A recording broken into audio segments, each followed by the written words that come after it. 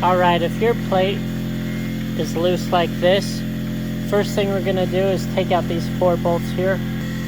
Okay, I took off those 4 bolts using a 3mm wrench. Next, we need to take off this collar. Be careful, you do have a bearing and a shim right there. Don't lose those. I'm going to use a 2.5mm on that. If I need to spin this around, I'm just going to come back here with my hand and just twist it where the motor is. Make sure your power's off on your machine when you're doing this. Okay, next I took those off. They're just right there. Everything's off here. If these things strip real easy if you do use a ball screw one. So just use a normal Allen wrench on these guys and that'll go in a little deeper. Just a little hint. All right, next what we're gonna do is pretend our hand's the motor, and I'm just gonna spin this guy until it comes all the way off. We're just gonna keep spinning. Okay, now I spun it till this was off. Now what I'm going to do is just clean all this out. It's a good time to do that since you could just throw everything that way. And then we'll go from there. Okay, everything's kind of cleaned out on there. Now, next what we're going to look at is these wheels. You'll see like the one in the back is bent. Just over time they do get a little bent and stuff like that. And so what we're going to do is we're going to move back these eccentrics to the outside. So you're going to see these eccentrics here versus the other side are circles.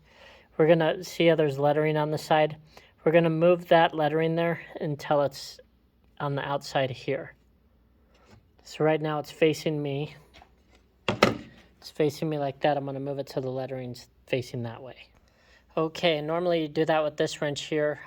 Normally you get one of these sent with your machine. And so now the lettering's all facing this side of it. Next, what I'm going to do is I'm going to get a hammer and I'm going to hit back that wheel right there where it's just a little bent out. And we're just going to barely tap it just a little bit over. Be super careful when you're doing this. I just use a real small hammer and I'm just pretty much going to, let's see, basically tap here. I might be able to just do it while I'm recording. Just be careful you don't hurt the wheel. I'm just going to kind of tap it back and bend it back a little bit.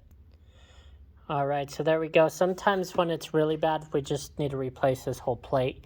And then you would unscrew these 4 bolts and we'd ship you out a new one and you can redo it that way.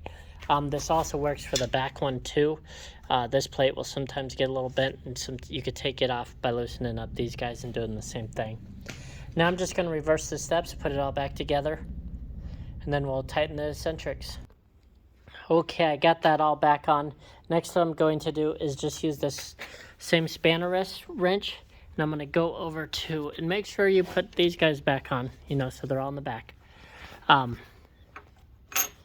I'm going to go over here, and I'm just going to tighten up those eccentrics down there, just by turning them until that wheel's nice and tight. So I'm just going to turn it a little that way. Same with this one, just a little that way, just so these wheels are nice and tight on there. You don't want to go too tight, otherwise you're going to bend everything back again.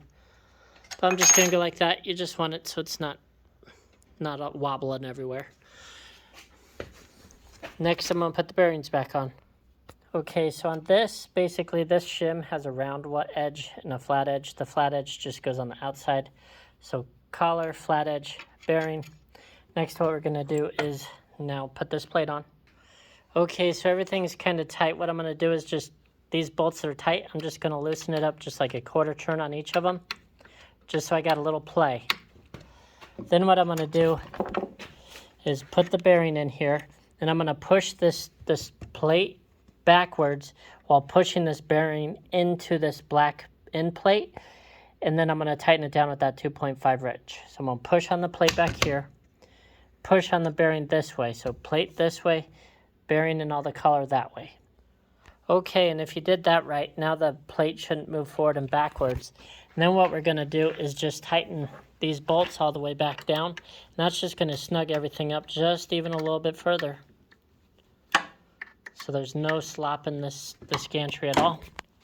And now it's nice and tight, not moving, good to go. Same thing with the top one. The top one, already did that one. One thing I'm going to do is just kind of give them some more supports here and here. This is just one we're upgrading for the time being. Thank you.